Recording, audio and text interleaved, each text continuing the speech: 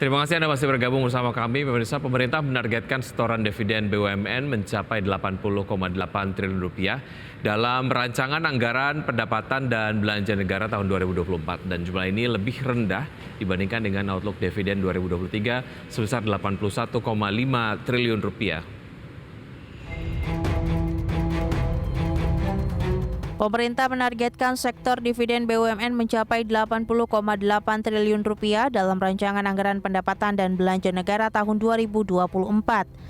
Dengan jumlah dividen yang telah disetor ke kas negara mencapai 42,1 triliun rupiah. Namun jumlah ini lebih rendah dibandingkan dengan outlook dividen 2023 sebesar 81,5 triliun rupiah. Mengutip buku 2 Nota Keuangan beserta RAPBN tahun anggaran 2024, setoran dividen BUMN yang masuk dalam pos pendapatan dari kekayaan negara dipisahkan ini terkontraksi 0,8% dibandingkan dengan outlook dividen 2023. Penurunan tersebut mempertimbangkan dinamika kondisi global dan stabilitas politik yang dinilai dapat mempengaruhi kinerja perekonomian domestik.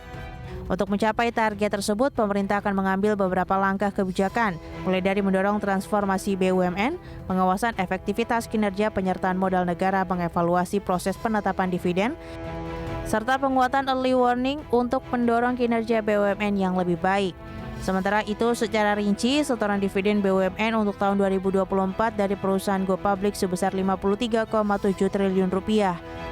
Sementara perusahaan plat merah berstatus private 26,5 triliun rupiah. Dengan demikian total setoran dividen 2024 mencapai 80,2 triliun rupiah. Jika dilihat dari target tersebut cukup besar, namun Kementerian BUMN menargetkan pendapatan dari perusahaan plat merah mencapai 3.000 triliun rupiah, EBITDA sebesar 600 triliun rupiah dan laba bersih tembus 250 triliun rupiah. Meski demikian, BUMN yang dianggap sebagai prioritas mampu menyumbang setoran ke kas negara sesuai target. Berbagai sumber IDEX Channel. Ya, pemirsa, raihan kontrak baru PT Adikarya Persero Tbk dengan kode saham ADI tetap menjulang hingga Juli 2023. Kenaikan raihan kontrak terjadi meski anak usaha PT Adi Persada Properti APP masuk dalam masa PKPU selama 45 hari.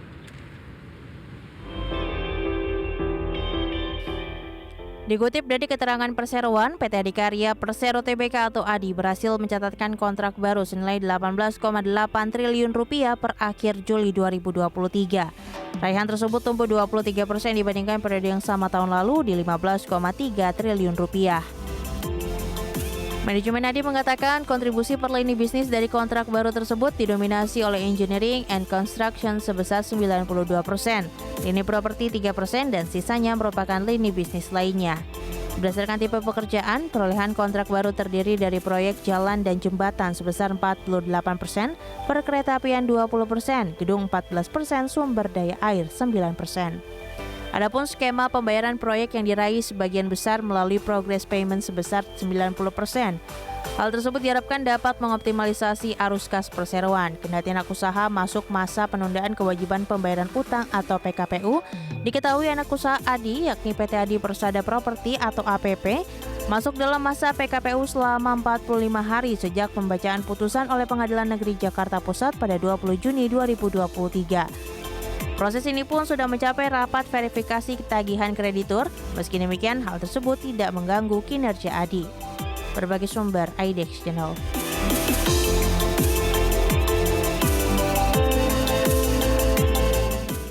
Sementara itu, Amerika Serikat, pemirsa, memiliki data yang menarik untuk kita cermati. Di antaranya adalah lowongan pekerjaan atau jobs di bulan Agustus.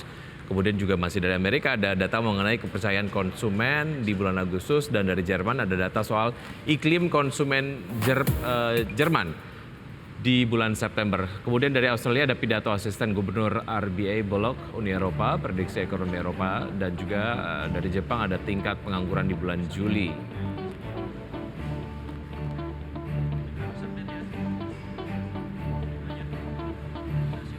Bursa Asia, pemirsa, di pagi hari ini seperti Anda dapat saksikan di layar televisi.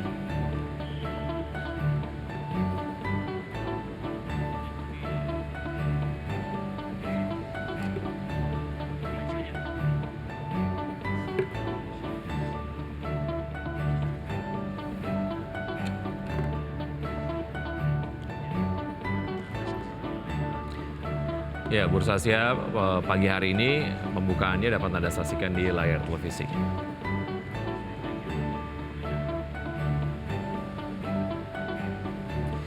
Dan pemirsa, kali ini kita sudah terhubung melalui video conference, ada Mas Hendra Wardana, beliau adalah founder dari Republik Investor. Selamat pagi Mas Hendra. Selamat pagi Pak, selamat pagi semuanya. Baik, terima kasih sudah bergabung bersama kami Mas Hendra di Marketbuzz. Semoga kita sehat selalu ya Mas Hendra. Baik, Mas Amin, Hendra, amin. bicara mengenai IHSG yang nampaknya masih bergerak sideways, walaupun memang ada pergerakan positif, tapi kemudian belum bisa tembus dan kita ke level resistance-nya begitu ya, untuk kemudian bisa masuk ke level penguatan baru. Bagaimana Anda melihat pergerakan IHSG di penutupan perdagangan kemarin? Oke, kalau misalnya kita lihat sendiri untuk perdagangan IHSG kemarin bisa dibilang naik sebesar 26 poin ya, dengan persentase 0,38%. Nah, tapi yang bisa dilihat transaksi IHSG kemarin, transaksinya memang tidak terlalu besar.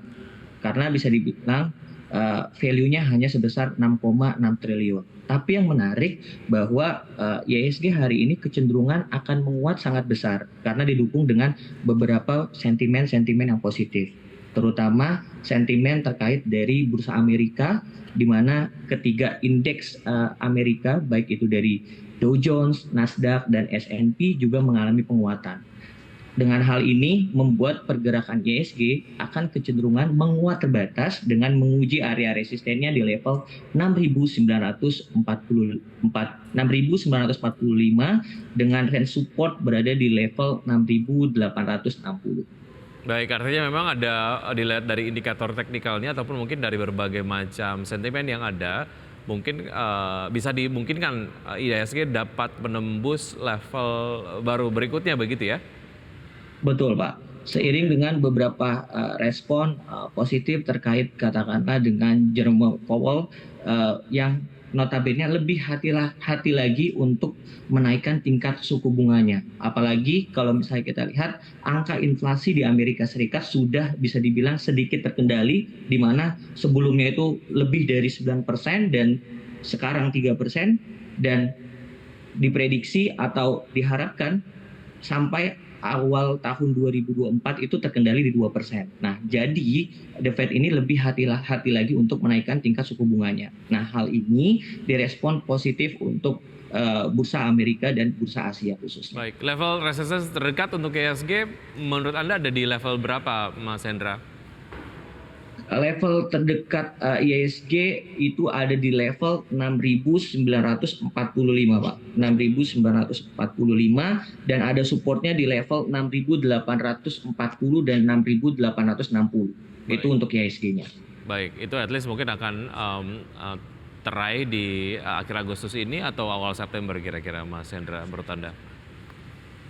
Seiring dengan kita lihat untuk di awal September kemungkinan hal itu bisa terjadi seiring dengan saham-saham pendorong seperti Bank Mandiri, Bank BNI, Bank BRI juga mengalami penguatan yang sangat signifikan ya, gitu, direspon positif. Baik, oke, kita ke penantian data inflasi di 3 zona begitu, dari Indonesia, kemudian juga dari China dan juga Amerika Serikat yang semuanya dirilis di Kamis ini begitu ya. Nah, secara ekspektasi walaupun Anda tadi sudah sampaikan begitu, secara tren belakangan memang tren inflasi di Amerika Serikat cenderung melandai sehingga ini berimplikasi terhadap strategi penerapan dari suku bunga acuan The Fed sendiri begitu ya. Nah, Kamis menurut Anda akan seperti apa datanya? Datanya kalau misalnya dilihat masih sama ya, bisa dibilang masih stabil. Jadi kita lihat saja nanti, dan saya sangat berharap datanya sesuai dengan ekspektasi. Jadi ketika misalnya inflasi terkendali, otomatis pelan-pelan baik itu dari The Fed dan dari Bank Indonesia bisa pelan-pelan menurunkan tingkat suku bunganya.